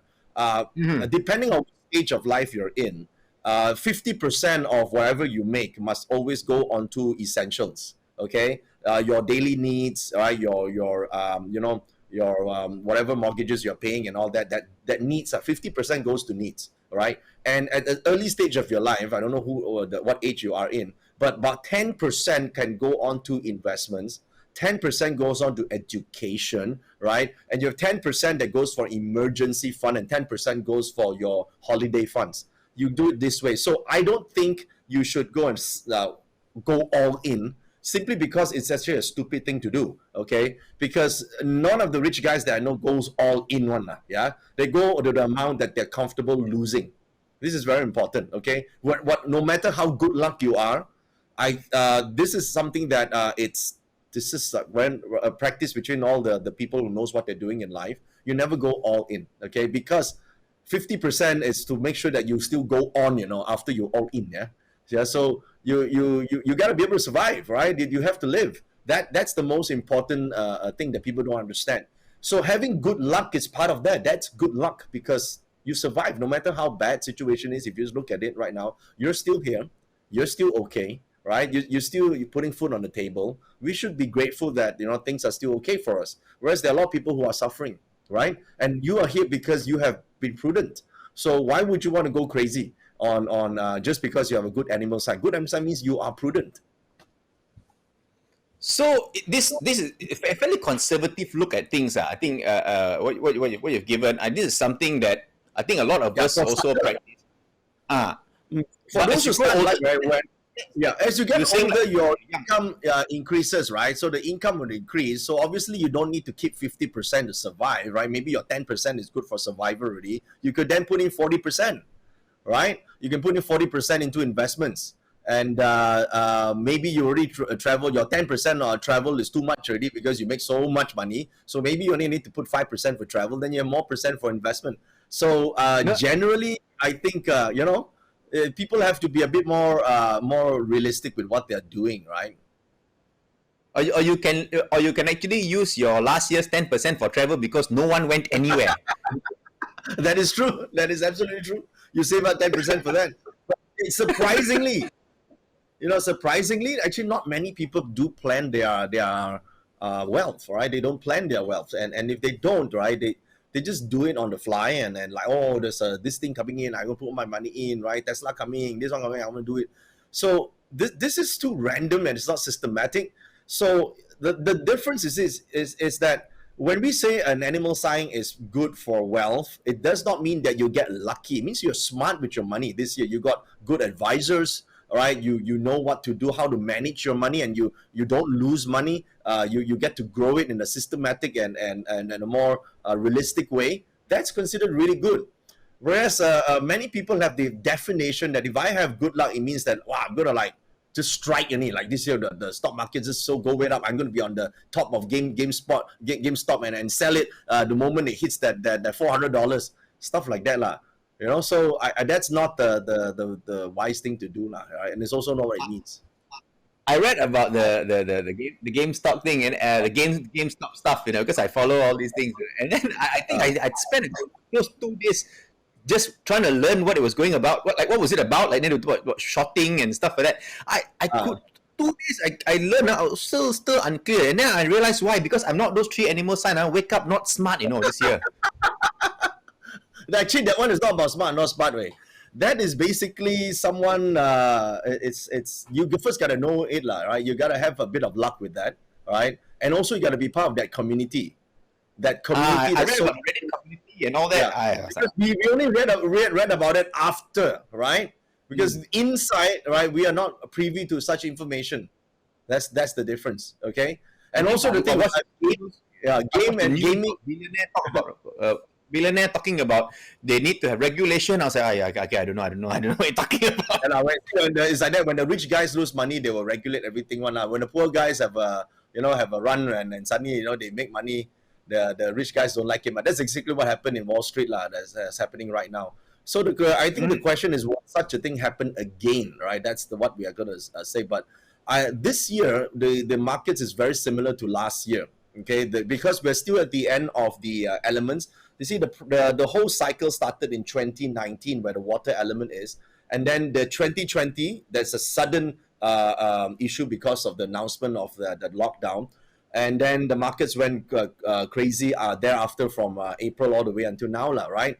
So this type of so-called movements are volatility or movements are still seen throughout this year towards the end of the year. So it's pretty much similar because from our perspective, it's still the water year. It's still part of the water trend. And it sort of dies down around towards the end of the year. Okay, so if you're asking for based on that, then probably this would be what they're looking at lah. And of course, certain industries that I think you could particularly take note of. Like there were a lot of questions coming in about like what industries would do you think would do well this year? Yeah. Okay. The delivery, logistics and delivery. That's one. The payment platforms, fintech, particularly on payment platforms. Okay. Almost all e-commerce. Okay, so just now Dato Ting is talking about Alibaba and all that.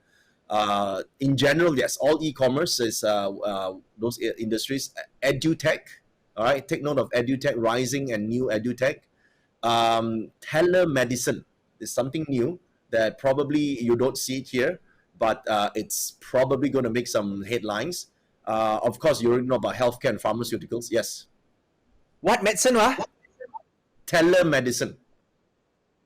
What medicine? Okay, which this is something Malaysia probably it's not so popular yet. It's basically you get your diagnosis and all that from online, and they will send you a prescription and they send you a medication.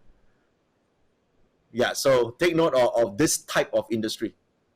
Yeah, so let's say you sick lah, then you go and see online doctor lor. Then the online doctor give online medicine lah. Why don't you just download the medicine and get better? Say, what are you talking about, man? No, you download the prescription, you buy from the pharmacy direct and they send it to you. Wow, they can check you without being there. Okay. Yeah lah. So this is the thing. Now you say cannot check. Later on, they will have the technology to do so lah. As I said, insurance, and then of course we have the online marketing stuff, right? You have Facebook, TikTok, all that, but digital marketing on that platform. Not your advertising in this platform, but a change to a new platform already. And number 9, I said this before, gaming industry. Apparently, GameStop is part of it. Anything related to gaming, but also a different form of gaming, which is the those involve money on, yeah. But I cannot say gambling, ma. So You cannot say. Why you say? Why did you say? No, just say it. You know. So I technically didn't say it. And then digital wellness and spirituality. Okay, so these are perhaps, I can't say all 10 would be there, but at least I would think 6 or 7 of this should hit lah. Yeah, so maybe you should look into this lah in your own research. There was one I saw, this one. How bad is it for a person with dog and goat in Pachi chart in this bull year? Dog and goat. Goat, you already said lah. Quite bad. Yeah. Now involved. No, not bad. There are a lot of changes, yeah. Okay, so it's like that, yeah. Because just as I say goat, you have to encounter changes and embrace it generally. And dog has a few interesting outlook. First of all, it has this thing called the prosperity star. Now, prosperity star in normal years, right, means that this year a lot of partying, a lot of happy events, a lot of now pasar malam only lah, obviously. Yeah, we cannot visit our friends, but we can meet them in the pasar malam. Yeah, so obviously you'll be there the whole night. And because this is about good network, okay? Good network. So what happens is, if you have a combination of this, that means the changes will first bring an unfamiliar situation, but subsequently you find a lot of fun in the new change. That's what's happening lah. So I think it's okay to have these two together at the same time for 2021. Not okay.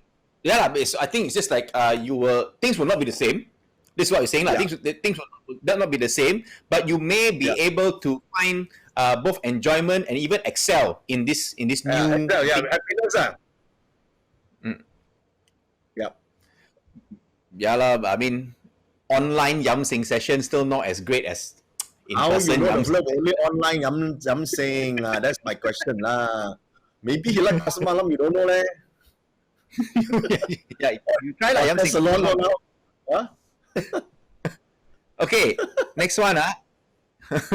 As a wood dragon, how should I prepare to welcome this year in order to gain wealth and health? Wood dragon. Wood dragon, you're too late to welcome already. The year started already. So Correct. As of yesterday. Correct. Right. So no need welcome lah. Just participate ni. So what happens is your dragon element. It's there's a star called the moon star. Moon represents the ability to find. They are entrepreneur. They look for profit streams. So in general, you probably would be already seeing certain gaps in the market and opportunities that otherwise you won't see before the pandemic strike. So since it's happening and you see the opportunities, if you have the courage, if you want to, no need welcome, if you want to participate in this, if you have the courage to take these chances and turn these opportunities to profit, you have a high chance of succeeding. Most people, it's not because that they can't do it, it's just that they're scared to take the first step. So I would suggest that you take the first step and be a little bit more courageous and find your way in. There's one it's like a 101 question here, which I think a lot of people, I've heard you addressed this issue before or this question before. They say, Dato, you say east is good. So do we sit facing east? Facing Wait. east? Yeah. Okay. This when I talk about feng shui for the whole year, you have to sit inside the east area.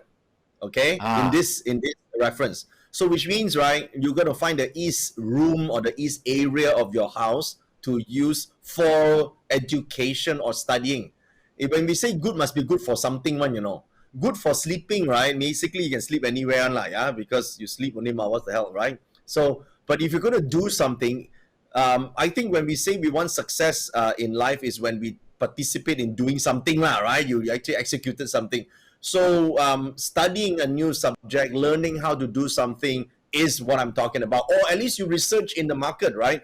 To make a decision on a fund or whatever you want to buy, you also have to do your homework. So you can do it from this area, read the documents, make some calls, study the numbers, and then make an intelligent decision. But sitting in the east quadrant of your correct house, that's what you're saying, right?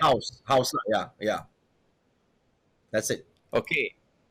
Then for the question here, same guy. I don't know. Yeah. Well, same. What is your view for 5 continents this year? Which is the best? Which is the worst? How about disasters? My views on the 5 continents are which 5? I thought there are how many? Is there only 5 continents? America, South America, Asia, Europe, Asia is Australia lah. Europe, say lah, one more. Okay. Again, I play risk before, you know. Okay, America. I know. I got the ones I know lah. Yeah. Okay, let's say America compared to China. China better than America. Okay, so I don't know. China is considered continent, not no. It's Asia, right? Asia. Okay, Asia is better than North America as a continent in comparison. Okay, so the energies are more positive on this side. I should say that if you're looking at Europe is not one continent. If you look at Eastern Europe as well as African continent, that one will probably have the most disasters or problems comparing with the world chart of feng shui energies, yeah. So if a major sovereign what do you call that? Crash will happen, it probably won't happen in the big countries. It will probably happen in the small African country and or maybe in South American countries, like maybe Argentina or something, start to have problems first. That will see the sovereign collapse or something like. But I don't think it will collapse directly, but a problem happen. Usually will be in these areas. If the chart that I'm seeing is absolutely right, then it will be like this. Here is a question I think which can also coincide with what you mentioned earlier about networking. Is that if family? The questions keep flying up and down. Where am I already? If family only 4 members got tiger, dragon, monkey, rabbit, will it can help bring luck to rabbit? Depends on rabbit, a baby sure can. What if your baby do go out work for you? Confirm cannot. Okay? So, Baby cannot lah. Also like that lah. Like rabbit also okay lah. You cannot say they don't have good stars. But it depends on, I would say, if you are rabbit and you're a badass rabbit, right? Like really badass, you go out there and you don't mind, you know, since you're going to have problem anyway. I take all you guys down. Come on, right? So it's really how you position yourself. Are you a badass rabbit or are you just like a bunny? Oh, you know, I cannot do this. I'm going to get crushed. You know, some people like that one, okay? So if you are just one of those years that you don't really get the support right? So if you don't get support, you support yourself Some really like bunny type rabbit, right? Oh yo, my husband don't support me, my father don't support me, my family don't support me. How? Don't support, you support yourself What's the hell? All right, you cannot live without you deciding anything Decide on your own, and life will be all right. You know, so I would say like that, right? So I don't think you bring luck to each other, but you can inspire one another. And life, you can only inspire another life, and you can't really help another person like all the time. But you can inspire people to become better. Yeah, I guess also well, from listening to what you say is a lot of times people approach the feng shui subject is like how can feng shui help me? How can feng shui help me? How can this benefit Correct. me? But what you're saying is that sometimes when you see whatever stars that are there, it is actually a sign for you to help people. Is that what you're saying? All right. So you see, the thing is, if you can help someone, it just means that you are the noble person to that person. You don't have a problem in life. All right. So if you are the one who can help, means you are there already.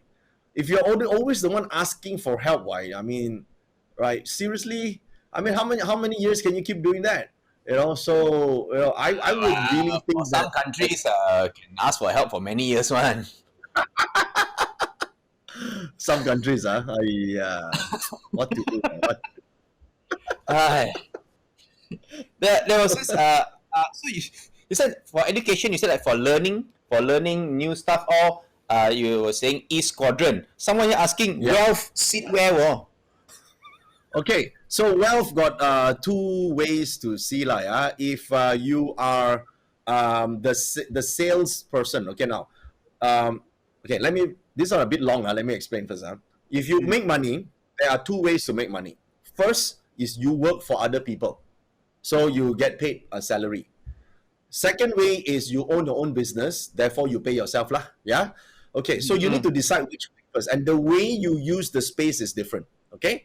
Now the wealth sector is the west area, the west zone of your house. But before you jump to that zone, first understand first.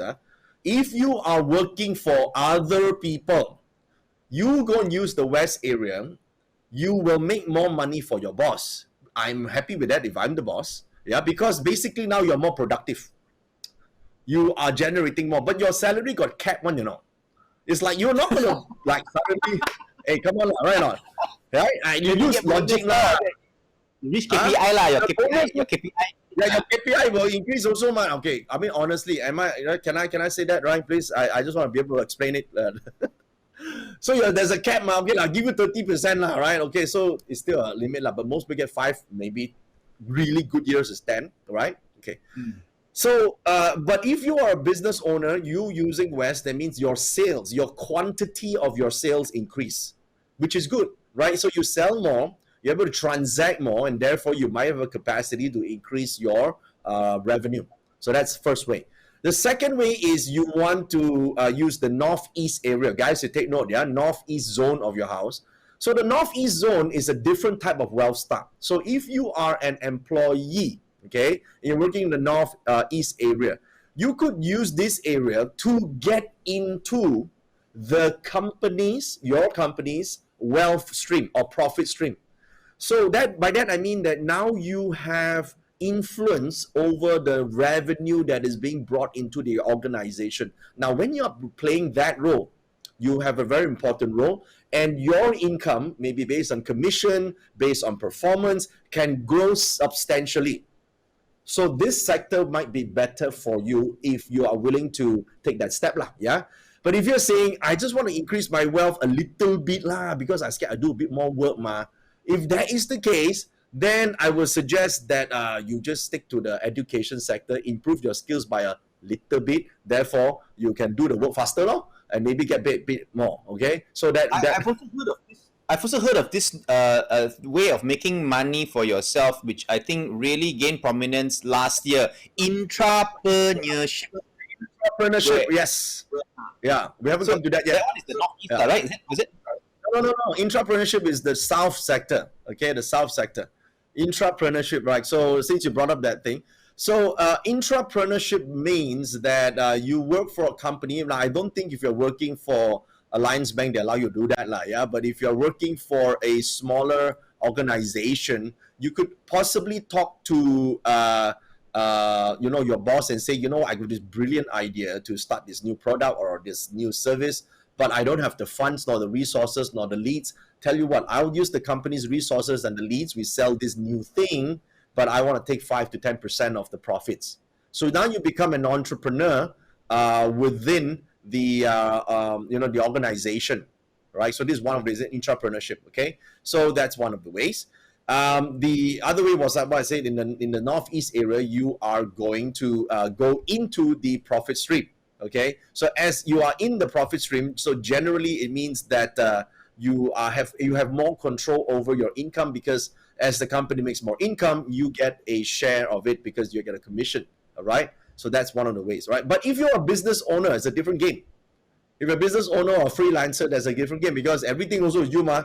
You are the only one, right? Now, so the way you use the wealth sector is this: you got to decide: do you want to sell more, or do you want to sell at a higher profit? Okay, the margin, you increase the margin. So if I sell the same product, volume or margin, what you're saying? Margin, all right. So if I sell volume, I use the west. If I want to increase the margin, I use northeast. Okay, now there's a difference. It's very hard to do both, because sometimes you increase your price, no business or say, or how, right? So you go sell more, you get tired, or you don't get rich, right? So you yeah. So Rich also problem, huh? Oh, that's why I must hire people. Yeah, that's another thing. All right, business people must hire people. okay, Right. I think we have to wrap up soon. I went through quite a lot of animals. Did we talk about horse? Do you remember if we talked about horse or not? Yeah, I said horse, just now we have talked about the learning, ma. Okay. Then rooster. Yeah, Also talk already, rooster. Also talk already. So everything talk already. Did we not talk about any Mostly animal? lah. Snake. You are snake, right? Yeah, snake. So I think snake is a good animal sign for money as well. Okay, I would look at a few things for people who are born in the year of snake in terms of this. Number one, if you're working for other people, stay in the job. Okay, stay in the job, because snake is one of those animal signs that I don't suggest changing jobs. If the current job is, you've been there for some time, you're eyeing for promotion and you're waiting for a large payout, because generally it's going to be good for you in terms of your career, as long as you do just slightly above average work lah. Yeah, this is what I ask for, because a lot of people like, oh, you have to do hard work, cannot lah, so that's slightly above average. Just slightly above average work, you'll be all right. Okay, you'll be like, people work 2 hours a day, you work 3 hours, it'll be good enough. So I would say hey, it's true lah. Come on, right? You think everyone work from 9 to 5? Really? Smoking, drinking coffee, all that. 9 to 5, Dato'. Yeah lah, clock in hours, effective hours. How many hours? Come on, right now. Effective hours, maybe 3, sometimes maybe 2 only, yeah? So if your effective hours, I'm referring to the effective hours, if it's a bit more than the rest, you will be doing pretty well in 2021. Okay, because I like to hear that, because I'm also snake. Good. Every month I work at least 4 hours one, so I think I just to work a bit At least more. 4 hours. Yeah, at least 4 hours. But it's all okay. All the other comedians don't work at all. So all right, let's go to, I think, one more question here. People with the pig horoscope. I think we didn't touch on pig. Yeah, I'll look for the ball. Yeah, a lot of pig or ball. Not supposed to talk about pig. You just now gambling, so you not supposed to talk about pig, is it? I said not supposed to talk about gambling. Okay. So ball. Yeah. So brothers. pigs, so should we talk about pig or should we talk about ball? No difference. So I called on a power bank. Pig and ball different. I called on the spelling lah. They are called power banks lah. Power banks this year. Basically, they're surrounded by energy drainers. So a lot of people will come near. They can plug their thing, ask you to talk lah, ask you to. They tell you their problems lah, and then you get pretty drained lah. So I would suggest that you choose who you allow to people to pour into you lor. I mean, if you find any like low level one, no money one, don't no shoulder. The one rich one, powerful, okay lah, cry, don't worry, come to me. So basically people are going to be very they're going to share their confide in you. They some people are like that, very good listener ma. You're one of them ma. So but use it for good reason lah. Otherwise you get drained for no reason. So what you're saying is this: the balls are very giving one. They're going to be very. So this year, a lot of people are going to be this year lah. So just don't let anybody chochok you. You must only choose people to chochok you. You choose, choose. This one okay, worth it. Okay, got chok so lah. Okay, then talk to this one lor. Otherwise, you see everybody talk to you. They call you. You are good. This problem lah. Lose my job lah. This lah, that lah. My boss no good lah. Wife no good lah. Talk. Wow, year so painful. Thank you very much. Thank I think we got a lot of you can you see the questions one, or is it just me who can see the questions?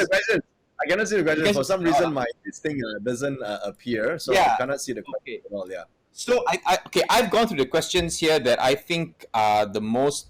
I personally think are the most relevant. If people still have questions for you or for your team, what can they do? They can do nothing. I mean, sorry. They can contact my team lah. Okay. So no, they need to ask Alliance Bank to arrange for another talk. Then we continue lah. That is a very good idea. Okay. No, 1 hour is enough. We can talk for 3 hours. I will go to the west side and then I will type out the email and give to Alliance Bank. Okay, thank you very much, Datuk Joey Yap. Appreciate your time with us. Thank you. All of us had a wonderful session. Thank you so much. Thank you. Wow, so many. I think like close to 52 questions. Like this, if pick how, if my boss is pig and I am tiger, if my husband is goat, I think you can check with the Alliance Bank and see if we can get another session with Datuk Joey or not, or you can try and look for him and his team, or you could ask me and I'll give you 0 answers. So first of all, thank you so much, guys, for staying with us. I hope you had an enjoyable time. You had an educational time. You learned something. And for those of you who were thinking of should I take action or not, maybe today's session gave you more optics, gave you a better visibility of what might unravel in 2021 based on world market trends research as well as Feng Shui. So thank you, Datuk Teng, as well as Datuk Joey Yap. And I got some last few messages here. If you're new to unit trust investments, if you're new, all right, don't worry. Alliance Privilege is providing free consultation and investor suitability assessment, right? Alliance Privilege, they are providing free consultation and investor suitability assessment, free, so that you can understand your investment objectives, risk tolerance, and financial profile better before you invest. I think this is a no-brainer. It makes perfect sense. If you're new, you have no idea what to do, Alliance Privilege is giving free consultation and investor suitability assessment. If you are experienced, you're an experienced investor, you know how things work, basically. Alliance Privilege is also providing professional consultation to review your existing investment portfolio. All you got to do is speak to your relationship manager to arrange for investment consultation, an investment consultation session. So they have, like, obviously products for both sets of people, the completely new, like myself, for example, or for those who are experienced investors as well. Alliance Privilege, finally, is also offering 20.21% interest rates for 1 month FD placement when you invest with Alliance Bank now. It's not a coincidence that 20.21. It's 2021. 2021. That's me there with a wok and some fried rice. So they're offering 20.21 interest rates for 1 month FD placement when you invest with Alliance Bank now. Please visit alliancebank.com.my for more details or talk to your relationship manager now. We have come to the end of our session. I hope it's been a fun 2 hours for all of you. I hope for those of you, I'm sorry if there were some questions that we couldn't get to. As I said, if there were the investment questions, you can always talk to your relationship manager. If they were feng shui questions, who knows? Maybe we can have another session with Dr. Joey, or you can just go and ask him or his team. I hope you guys will have go away from tonight with a clearer vision in your head as to what 2020 has in store. It's going to be a challenging year, no doubt. I think all of us are raring to go. I mean, we made it this far. So all the best to all of you. Wishing you a very happy Chinese New Year, the year of the metal bull or the metal ox. 恭喜發財. All the best to everyone. Bye bye.